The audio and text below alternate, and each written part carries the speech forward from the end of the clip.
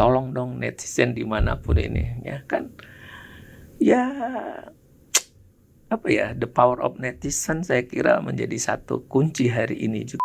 Besok saya nangis ya, tolong Pak, saya begini, besok dibebaskan saya, enak bener.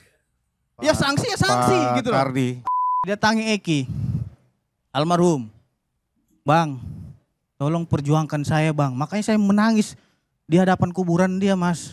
Saya yakin Polda Jawa Barat penyidik Polri ini tidak akan bisa lagi menetapkan tersangka kepada Peggy. Pak Jutek Bongso bersama dengan tim merenung, bertaubat dan insaf kepada Tuhan Yang Maha Kuasa. Justru Bapak aja yang merasa hancur karena kalah. Wajar, orang kalah itu pasti teriak-teriak.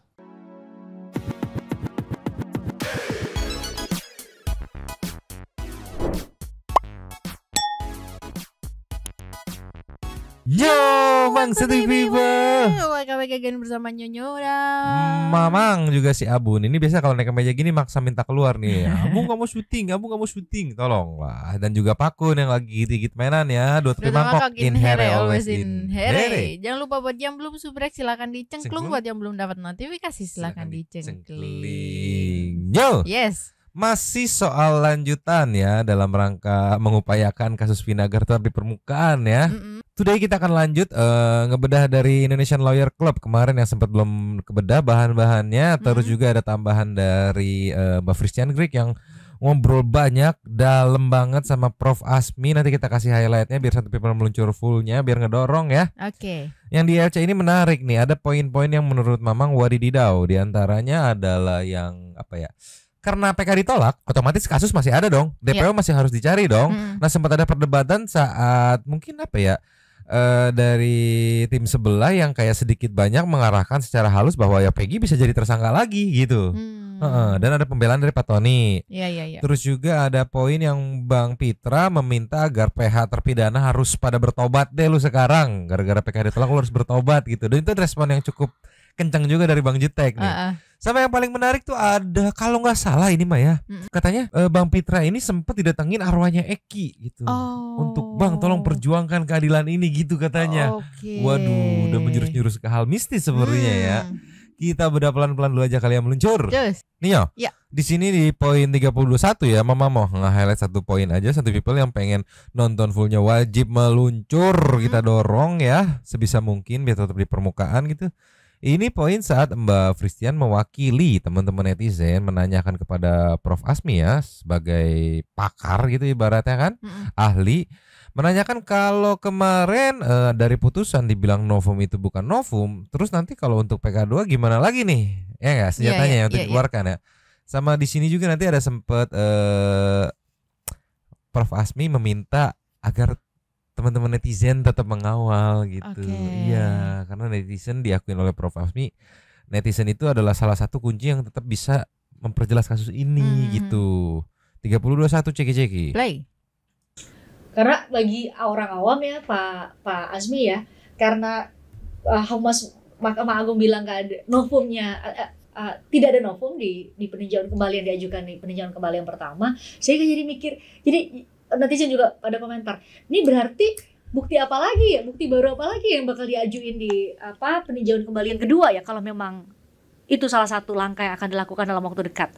Ya makanya akan kita lihat kan gitu loh, dari lagi-lagi kembali ke pertimbangan hakim, yang mana sih yang di skip oleh dia. Kalau dia bilang oh ini ekstraksi enggak, lah bukannya itu ada, ya kan? Oh Pak Rudiana yang katanya udah ke TKP itu juga nggak perlu, kan? Itu kan ada berkaitan dengan awal penyelidikan dan segala macam. Seharusnya saya bilang lah penyelidikannya memang ada yang cacat ya, kita harus cari dong nih. Ini ada cacat nih, ada yang nggak bener nih, ada apa ya? Kok bisa terjadi lompatan-lompatan yang begitu jauh nih? Jomplang saya bilang kan gitu loh. Kalau jomplang, orang yang berarti tidak melakukan cara dengan standar operasional prosedural, berarti ada sesuatu nih, ada keadaan. Patut diduga ada sesuatu. Entah itu keadaan secara positif ataupun keadaan negatif kan, karena kebijakan boleh saja dan segala macam. Tapi ada apa nih? Tapi kita sambung lagi, kenapa CCTV-nya nggak ada juga? Kenapa bukti yang katanya ada perencanaan pembunuhan itu juga nggak ada? Kenapa waktu handphonenya juga nggak ada? Kenapa ada keterangan ayah, dedek sama siapa itu juga kok nggak bersambungan semua? Gitu kan? tiba-tiba ada bilang begini, tiba-tiba cabut, tiba-tiba begini. Lah itu kan membuat kita nih perkara kayaknya nggak duduk deh. Perkara ini nggak punya pondasi yang kuat deh. Seharusnya seperti yang saya bilang tadi, Hakim Agung gunakan senjata pamungkas dong. Ini saatnya Mahkamah Agung sebagai penjaga benteng keadilan kita kembalikan, ya, sehingga masyarakat mendapatkan rasa keadilan itu. Tapi ya kemarin saya harus bilang lagi-lagi, walaupun secara akademis kita kan dibatasin, ya terkesannya formalitas semata saja gitu. Ya supaya kita adil, ya nanti kita lihat pada sesi berikutnya, mungkin nanti kita akan diskusi lagi. Setelah kita dapat salinan putusan, nanti kita sandingkan.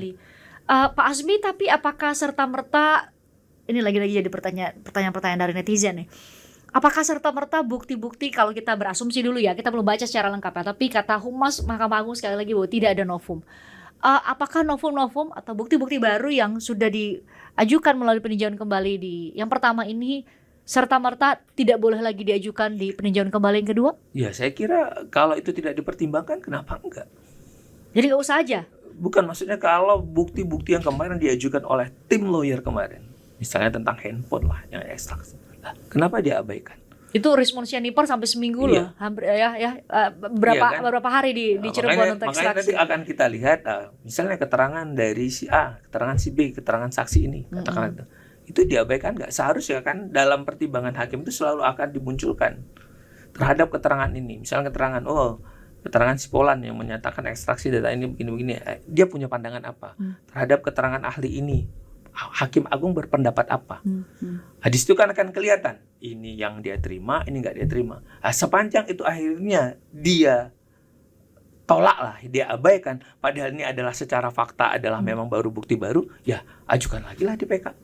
Jadi kan hakimnya kenapa dia meminggirkan, kenapa dia mengabaikan itu, tidak menganggap ini, atau padahal hal-hal yang sudah diketahui oleh umum kan seharusnya ya dapat dia terima, nggak perlu dia buktikan. Apalagi kalau berbasis pada saintifik, berbasis pada hal yang tadi kita udah bilang loh, lah ini kenapa enggak sih? Kenapa orang-orang yang sadis ini tiba-tiba perbuatannya sadis terus hilang, terus tiba-tiba polisi bilang ini fiktif? Coba, itu kan banyak sekali hal yang lagi-lagi jomblang. Mereka yang membuat, katakanlah dalam labirin itu, mereka sendiri yang terkadang mencari kunci dan bukannya sendiri lagi, yang buat kita tuh bingung. Makanya tadi saya bilang fokus. Kalau mau ini, yuk kita konstruksi di awal fase penyelidikan dan penyidikan. Tolong dong netizen dimanapun ini, ya kan? Ya the power of netizen saya kira menjadi satu kunci hari ini juga yang sangat dekat dan lekat untuk membantu kualitas penegakan hukum. Saya mengilustrasikan aparat penegak hukum kita tuh seperti dalam tanda petik dikejar oleh ikan hiu supaya tidak nge-freeze kan, supaya tidak membeku dalam pasal-pasal dingin dan sejuk. Sehingga diperlukanlah kualitas netizen, kualitas media yang imbang. Apalagi demi kepentingan umum. Sepanjang kita punya dasar kebenaran, sepanjang kita punya bukti yang cukup untuk itu, gak fitnah ya, bukan untuk pencemaran nama baik. Untuk apa? Membantu. Nah, sewaktu ini kita lakukan, ya akan mendekatkan kita pada rasa keadilan tadi, rasa ketentraman tadi, kenyamanan masyarakat tadi. Karena memang ini kita tidak bisa hindari. Kemajuan teknologi ini tinggal tujuannya kita pergunakan. Yang perihal novum tadi udah dijelaskan ya. Aku mau salvok sama Prof Azmi yang sambil ya aku lihat ya setengah berkaca-kaca gitu, meminta tolong kepada teman-teman netizen, yuk kawal lagi kayak waktu itu, jadilah hiu kembali gitu yang mengawasi proses penegakan hukum pada kayak seperti waktu itu gitu. Yuk jadi hiu lagi yuk netizen, yuk kompak lagi jadi hiu untuk mengawasi proses penegakan hukum. Ya walaupun aku mencoba ngebandingin gitu pada saat yang rame beberapa bulan lalu gitu dengan sekarang, yaitu penyebaran videonya gitu memang tidak semasif dulu, tapi ya masih dicoba gitu sekarang ya, siapa tahu bisa ngedongkrak ke titik viral kemarin gitu, rame gitu, biar akhirnya teman-teman netizen terbentuklah jadi hiu yang mengawasi proses penegakan hukum. berikutnya nih ya di kasus ini gitu. Iya, karena berkaca sama kasusnya Ronald Tanur kemarin, kecolongan jatuhnya kan. Iya. Karena udah lepas dari pengawalan kan. Kecolongan, terus secara mendadak netizen kompak lagi tuh jadi hiu tuh, Iya. yang akhirnya ya walaupun ada beberapa bagian yang kecewa karena cuma 5 tahun, seenggaknya tidak bebas gitu. Iya. Prof Asmi loh. Sampai tolong dong netizen gitu, jadi hiu lagi yuk buat proses ini gitu. Iya. Tuh teman-teman netizen tuh sekelas Prof Asmi aja tetap menganggap netizen itu penting dan meminta tolong kepada teman-teman netizen untuk yuk kawal lagi yuk tolonglah ya. Bisa nggak nih stamina gas kan nih? Aduh aku ngeri staminanya udah padahal terkuras gitu akibat kekecewaan berbulan-bulan mengawal, hasilnya tidak sesuai gitu kan. Terus yang akhirnya adalah pasrah aja lah atau kayak gimana, stamina ngedrop, yang akhirnya ke distract sama hal-hal viral lainnya gitu. Gila tapi tugas netizen berat banget ya. Iya. Banyak banget yang harus dikawal, banyak banget. Tapi kemarin ada Santi People yang respect ke akun Instagram salah satu Komisi 3 DPR, nge-tag. Iya, nge-tag kita ya. Di tag juga kan, komen nge-tag kita, nge-tag diskursus juga gitu kan. Kayak hal sederhana itu bisa ngebantu loh gitu. Gas lah, gas terus, gas. Kita kasih nextnya. Cus. Nio. Ya. Nextnya dari Indonesian Lawyer Club yang memotong dari part ini ya, full videonya dari ILC-nya sendiri ya. Terus diberi judul, aku kaget begitu baca judulnya.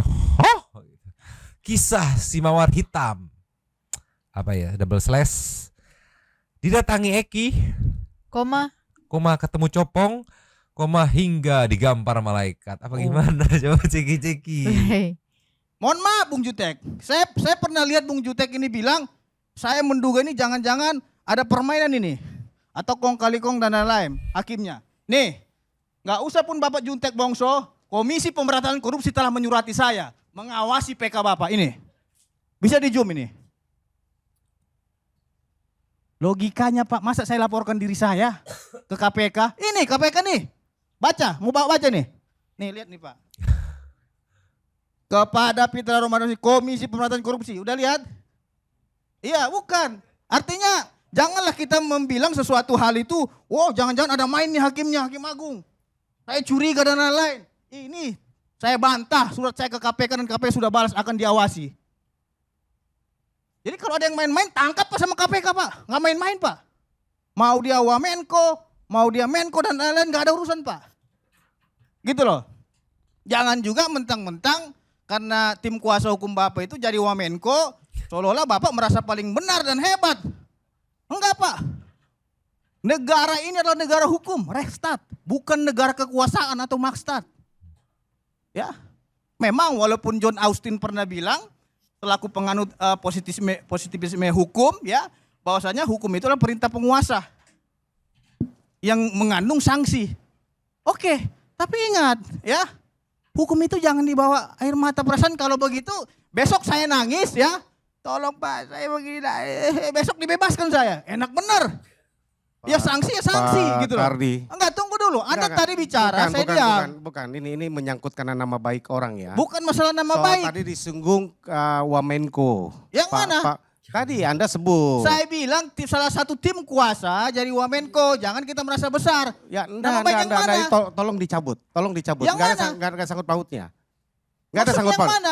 Jangan menyenggol organisasi dan menyenggol yang mana organisasi orang. Organisasi mana yang senggol? Ya, kalau Anda bilang Wamenko semua rakyat sudah tahu. Yang mana Wamenko? Saya bilang Wamenko. Kenapa? Ya. Kalau saya bilang Wamenko, ini negara demokrasi. Saya bebas untuk menyatakan, jangan Bapak bungkam mulut saya. Saya nggak bungkam, Ya? Anda punya mulut ya. Anda bilang jangan ngajarin bebek, jangan ngajarin bebek berenang kan yang bebek Iya, siapa jangan. kan gitu. Anda jangan membungkam saya dengan bilang tolong cabut dia segala macam. Kenapa? Saya mau bicara saja. Ini negara demokrasi, bukan negara kekuasaan. Gitu loh. Artinya yang saya sesalkan itu, Bapak tahu nggak? Saya pakai mawar hitam hari ini. Ya? Tahu nggak nih simbolnya apa? Saya mewakili orang yang sudah meninggal dunia, Pak. Bayangin. Tahu nggak Eki dimakamkan di mana? Tahu nggak di mana dimakamkan? Di TPU Mawar. Makanya selalu saya pakai mawar. Namanya TPU Mawar, Pak. Bayangin Pak, merinding saya Pak. Saya pernah bermimpi Pak. Iya, bermimpi saya didatangi Eki, almarhum. Bang, tolong perjuangkan saya bang. Makanya saya menangis di hadapan kuburan dia mas. Untuk memperjuangkan itu. Itu mimpi loh, bukan karangan bos. Hah? Artinya orang yang meninggal dunia ini pengen mencari keadilan. Melalui siapa? Melalui pengacara mawar hitam. Jadi kalau kita berbicara seperti itu merinding kita. Karena ini adalah perjuangan orang yang sudah meninggal dunia. Gitu. Terus yang kedua, tadi Bung Jutek Bongso mengatakan bahwasanya klan itu mengatakan lebih baik mati dan membusuk di penjara. Bang, jangan sekali-sekali bilang seperti itu adalah doa. Ya, kalau diaminkan oleh malaikat, benar-benar mati dan membusuk di penjara. Saya juga ngeri nanti melihatnya gitu loh. Ingat, ini belum ada ajab kubur, ya. Masih di dunia kita.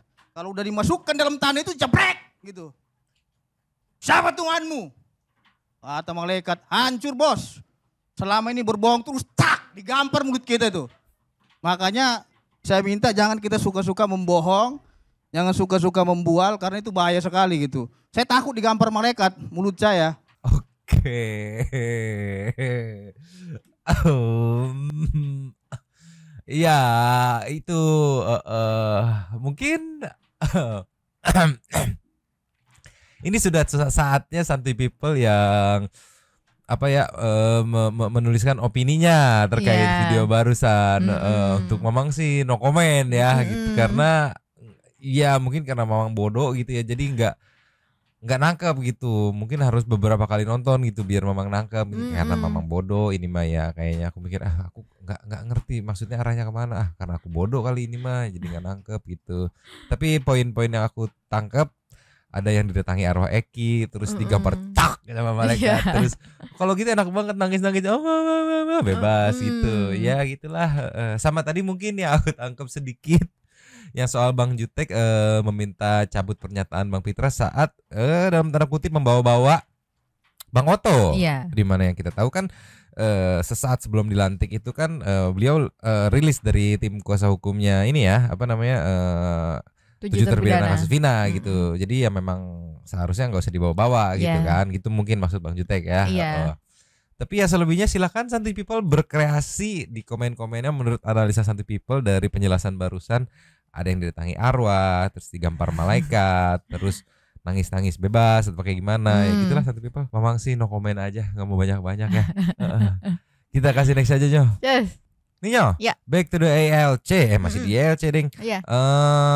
Penjelasan Pak Tony saat kliennya itu Peggy Setiawan gitu kayak disebut-sebut bisa jadi tersangka lagi karena PK ditolak, otomatis kasus masih ada, DPO harus dikejar. Iya kan, potensi untuk dikejar lagi atau dijadikan tersangka lagi mungkin masih terbuka atau seperti apa. Ini pembelaan dari Pak Tony di menit 1 jam 04.22. Indonesia Lawyer Club. Santuy People yang mau nonton fullnya menunjukkan ceki.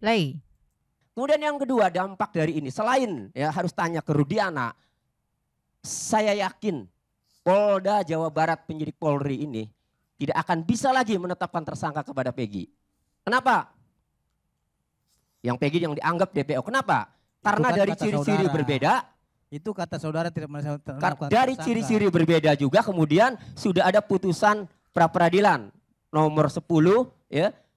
Pit.pra tahun 2024 tanggal 8 Juli 2024. Bang Karni, terkunci Pak Karni. Saya Bang Karni untuk menanggapi yang bosong karena dia menyebut nama saya berkali-kali dan nama klien terkunci Pak Karni di amar putusan nomor 5. Ya. Dalam putusan Prapit itu tidak sah segala keputusan atau penetapan lebih lanjut ya. Termohon dalam hal ini penyidik berkenaan dengan penetapan tersangka terhadap pemohon Peggy Setiawan itu kan terkait kasus Vina. Itu kau udah salah itu. Pemahamanmu itu salah. Ya, lebih sehingga lanjut ya, saya yakin sekali Peggy tidak akan bisa dan lain itu maksudnya itu bukan. Kalau dua-dua karena dia Gak ada yang bisa kita Selesai dengar. Bang Karni, makanya saya harus balas gitu loh. Nggak ada Ini biar tuntas. Jadi saya menyampaikan ini satu, mengamati Jangan Anda PK. menyesatkan gitu loh. Yang kedua, saya sebagai kuasa hukum Peggy ini ya, dampak dari putusan PK yang ditolak ini kan otomatis perkara itu masih ada, otomatis DPO itu masih ada kan. Tapi kami sebagai pengacara Peggy, kami pastikan berdasarkan putusan pra peradilan Peggy tidak bisa ditetapkan tersangka lagi. Baik. Itu, kalaupun Polda masih menanyakan, periksa dulu Rudiananya pada saat menyebutkan itu dari mana dia dasarnya. Menyebutkan 11 pelaku termasuk 3 DPO. Demikian Pak Karni. Iya sih, aku setuju sama Pak Tony sih di sini. Karena kan memang ngikutin juga ya, memang Hakim Eman tuh bener-bener apa ya, menyingkirkan Peggy dari kisru kasus ini. Di poin nomor 5 tadi tuh untuk selanjutannya tidak sah gitu ya. Karena mungkin di 2016 secara administrasi dan segala macamnya mungkin tidak apa namanya, tidak memenuhi syarat kali ya. Yang akhirnya kalaupun sekarang dijadiin lagi sama Peggy, diprapet lagi, menang lagi. Mungkin akan seperti itu kali atau seperti apa. Yang jelas poin kelima itu tuh yang memang apa ya, bisa dibilang salah satu bentuk Hakim Eman Sulaiman ya ibaratnya menyelamatkan Peggy gitu dari keterlibatan kasus ini gitu. Iya, benar-benar dikunci kalau kata Pak Tony tadi kan. Iya, karena kan opsinya kalau ditolak, jadi opsinya gini, PK kemarin tuh kalau diterima periksa orang dari awal. Karena ini berubah total dari pembinihin ke laka gitu. Ya. Kalau ditolak berarti masih stay di pembinihin dan masih lanjut prosesnya, gitu. Karena kemarin kan terap karena katanya prosesnya masih ada 3 DPO yang belum ditemukan. Nah itu tuh harus cari tuh. Nah potensi ke PG lagi menurutku terbuka, benar kata Bang Pitra. Tapi kalau Pak Tony pembelaannya, nggak terbuka dong, sudah dikunci oleh amar putusan nomor 5 kalau salah nomor poin kelimanya gitu. Aduh, coba Hakim Eman ada di MA gitu ya. Hakim Eman Sulaiman tolonglah Santai People. Kalau Santai People gimana komentarnya mengenai yang ini ya? Karena memang mau bergeser ke ini, ke Bang Jutek sama Bang Peter yang lumayan kencang-kencangan perihal menyuruh tobat. Seperti apa nih? Meluncur. Nih yo. Poinnya kepisah-kepisah. Ada di beberapa poin timeline yang berbeda ya. Sorry, maksudnya di waktu yang berbeda gitu kan. Nggak ya, karena ini kan mungkin sama Bang Karni bergantian gitu ya. Jadi memang mau nge-highlight poin-poin yang ngebahas soal tobat menobat nih ya. Dibuka dari 3614 narasi Bang Pitra yang nggak tahu kenapa tiba-tiba kayak meminta PH untuk bertobat gitu, PH terpidana, ceki-ceki. Terus yang kedua, saya ingin tanggapi Jutek Bongso yang menurut hemat saya sedang membohongi publik pada malam hari ini. Yang pertama, dia menyampaikan bahwasannya publik sangat kecewa terkait dengan putusan Mahkamah Agung Republik Indonesia ini. Pertanyaan saya, ini publik yang mana Pak? Yang komentar saya lihat itu cuma 20 orang, 100 orang. Bahkan kalau kita bilang 1000 orang. Ingat Pak, jumlah penduduk rakyat Indonesia ini sebanyak 283 juta jiwa penduduk. Jadi jangan korbankan, Anda bilang masyarakat Indonesia, saya juga masyarakat Pak. Gitu loh, bilang aja beberapa orang. Nah itu mungkin masih enak kita dengar gitu. Tapi kalau mengklaim masyarakat Indonesia atau rakyat Indonesia, rakyat yang mana? Itu perlu dipertanyakan Pak. Sorry dipotong nih, nah ini berarti kan yang aku bilang teman-teman netizen untuk sekarang itu kalau mau mengawal kasus ini aktif berkomen gitu. Karena tadi dilihat patokannya mungkin ngelihat komen-komennya gitu di setiap video yang ngebahas ini gitu. Jadi kayak mana cuma 20 orang maksimal mentok-mentok 1000 yang komen gitu. Sedangkan jumlah viewsnya kan kayak ini aja bisa sampai 324.000 gitu kan. Cuman kan yang enggak 324.000-nya ini yang berkomen gitu. Iya benar. Jadi patokannya lihat komennya aja. Apaan 1000 doang gitu. Inilah, lanjut dikit. Lanjut. Freddy juga rakyat. Abang kita juga rakyat. Saya juga rakyat Pak.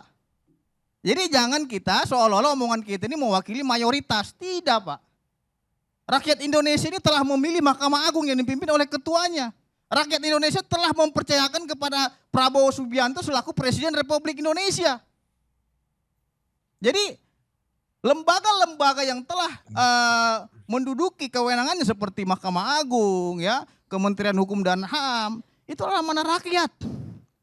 Jadi jangan juga kita bola-bola kita putar balikan seolah-olah kepercayaan masyarakat terhadap penegak hukum ini hancur gitu. Enggak, itu persepsi Bapak aja Pak. Saya melihat dari pandangan saya tidak hancur gitu. Justru Bapak aja yang merasa hancur karena kalah. Wajar, orang kalah itu pasti teriak-teriak. Orang kalah itu pasti tidak terima. Karena saya juga pernah kalah dalam gugatan perdata gitu. Itu hal biasa. Seharusnya kekalahan ini Pak Jutek Bongso bersama dengan tim merenung. Bertaubat dan insaf kepada Tuhan yang Maha Kuasa. Bukan malah memfitnah orang yang sudah mati. Ini awal mula munculnya lagi topik soal bertobat ya. Tapi balik lagi nih ya.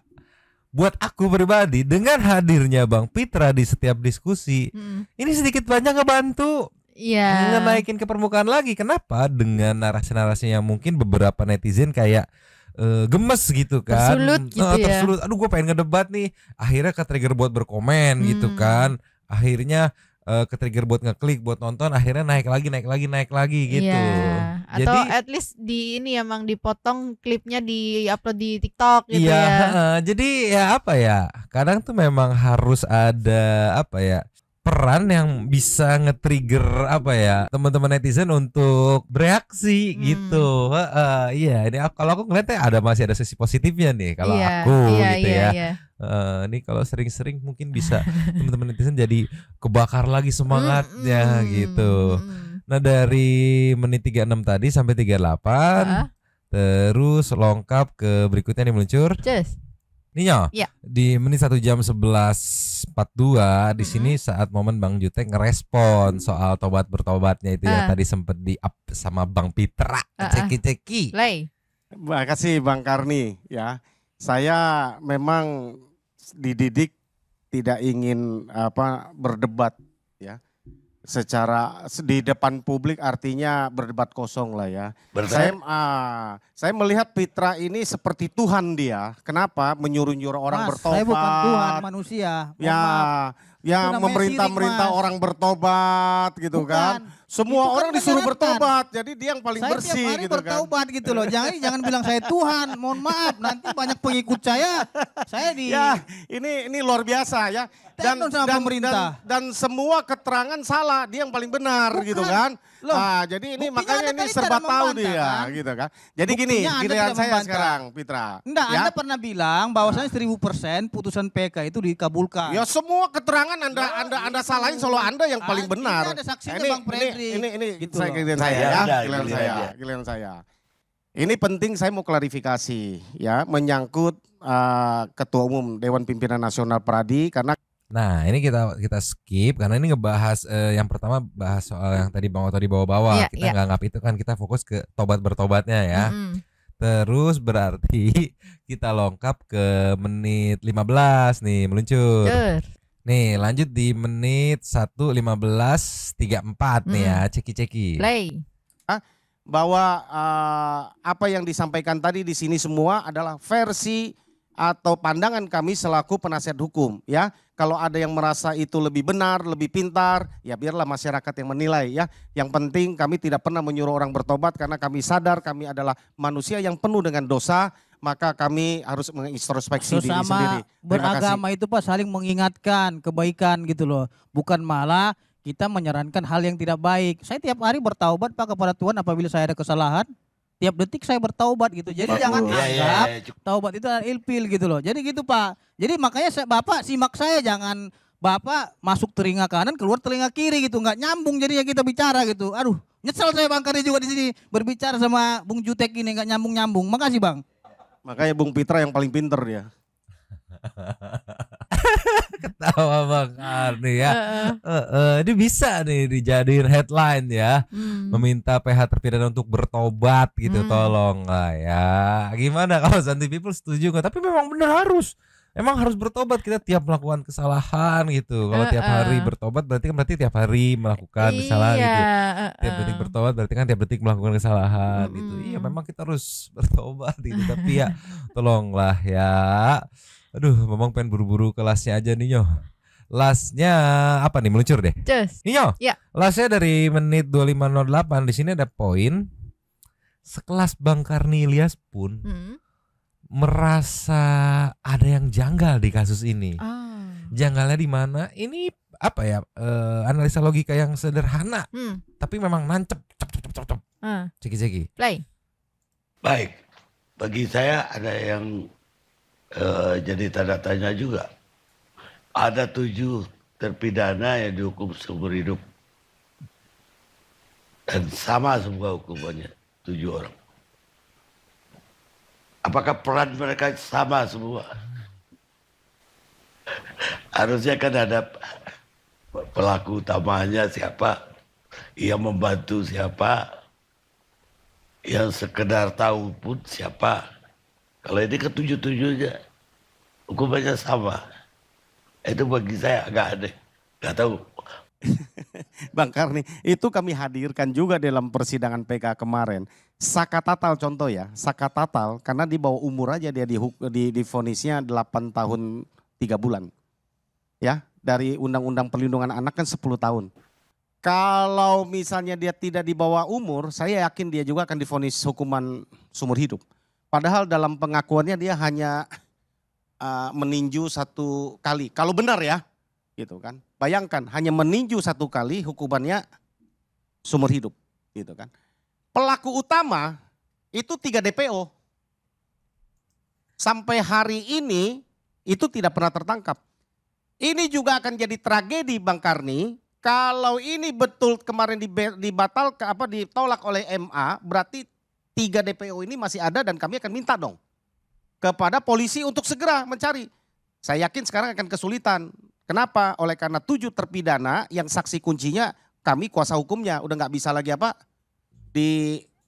intervensi gitu kan, dipengaruhi oleh siapapun gitu kan.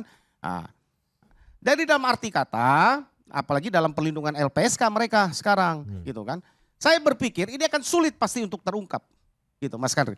Jadi memang betul dalam prinsip hukum pidana kan siapa yang melakukan dialah yang harus bertanggung jawab dan mempertanggungjawabkannya, bukan orang lain, satu. Yang kedua, tingkat hukumannya pun berbeda.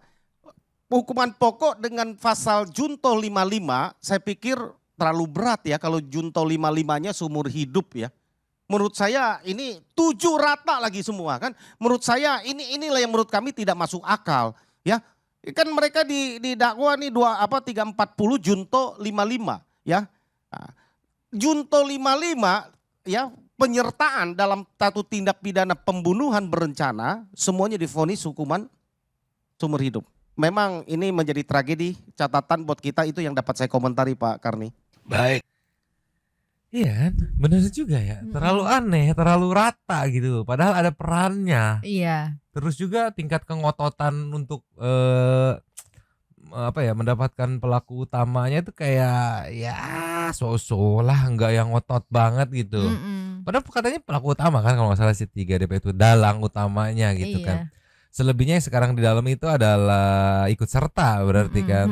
Tapi benar setuju banget kalau pada saat itu mungkin Sakatatal sudah 18 tahun, 19 tahun. Iya. Bisa sama juga. Iya. Seumur hidup. Padahal kan secara logika kalau misalnya pelaku utama itu harus diutamakan gitu karena kan dia dalangnya, dia otaknya gitu kan. Ya, harusnya cari dulu yang utamanya baru nanti yang lain mengikut gitu kan. Iya, kalau Bang Karni sih pasti kan ada yang cuma ngelihat doang atau cuma mukul doang atau yang cuma tahu doang gitu kan. Kenapa semuanya rata? Itu sih kalau dari Bang Karni. Aku nggak expect loh. Bang Karni melihat itu sebagai sebuah kejanggalan yang cukup bener-bener aneh gitu. Tapi kan sebenarnya itu udah pernah diungkapkan kan di sidang PK kan. Nggak tahu juga kenapa mental itu juga bunging pala Mamang bunging. Bingung lah ya. Ya mungkin gitu aja kali ya. Mamang masih belum bisa move on sama tobat bertobat. Iya, tobat bertobat. Sama ini yang paling bener-bener aku wow banget saat Bang Pitra membuka. Ternyata dia membela bukan sekedar membela tapi didatangi arwah Eki gitu dan meminta dibantu. Iya, dan ternyata meaning mawara itu tadi sudah disampaikan kemarin ini sempat ditanya-tanya oleh teman-teman netizen gitu. Apa sih maksud mawarnya itu? Maksud ternyata tadi dijelaskan gitu. Karena di TPU mawar gitu. Ya Santi People ya. Gimana lah komentar kalian Santi People ya. Kita masih berusaha kalau ada bahan yang masih bisa di-up, kita up. Pokoknya kalau udah nggak up bertandanya tidak ada bahan yang beredar lagi ya. Mohon maaf ya. Ya sambil menunggu kelanjutannya seperti biasanya, kita pakai setting to super thanks dulu. Lucur. Cus. Yo, ya. Super thanks kita ada 4. Iya, yang pertama dibuka dari Katie Rose. Selalu ngakak plus jengkel kalau ada sih. Rasanya pengen kujitak aja katanya. Iya, tapi kalau nggak ada dia potensi ramenya lebih rendah loh. Kalau ada Bang Peter tuh potensi viralnya lebih tinggi loh. Karena yang lagi kita butuhin sekarang kan viralitas buat mengawal kasus ini. Mendongkrak gitu. Ya. Mendongkrak gitu ya. Nextnya Saninata, Bang Jutek Famon bongkar kebobrokan hakim itu. Bang Tony hajar aja sih. Oke. Memang kemarin aku tungguin gak upload ya. Kemarin memang dari diskursus kehujanan. Jadi pulangnya terlalu malam ya. Nextnya dari Elena Melia. Thanks kalau terus kasus ini. Manusia kejam yang kejamnya pengen menahan orang-orang yang gak berbuat salah. Sumpah gemes ya. Lasnya dari Damai. Setelah dengar keputusan Emma, saya benar-benar berduka cita sampai gak bisa berkata-kata. Sedih untuk anak-anak itu dan keluarga besar mereka. Ada ya manusia yang jahat seperti mereka terhadap sesama. Tolong dikawal terus ya. Nyomang siap. Pokoknya selagi bahan masih beredar gitu di persosmedan, kita bisa rangkum, kita jadikan story gitu. Tapi kalau udah gak ada bahan yang beredar ya mohon maaf gitu ya. Habis. Terima kasih kepada para Sultan Santuy yang sudah memberikan super thanks kepada kita dan juga memberikan ruang kepada Santuy people yang lain untuk berkomen-komen, bertisam bersilaturahmi dan juga menyampaikan aspirasinya di kolom komen di bawahnya. Terima kasih sudah menonton, lanjut di komen seperti biasanya. Dadah. Mamang Abu yang tumben gak minta keluar, Pakun yang lagi batuk-batuk dulu tapi mangkok cabut dulu dan ciao.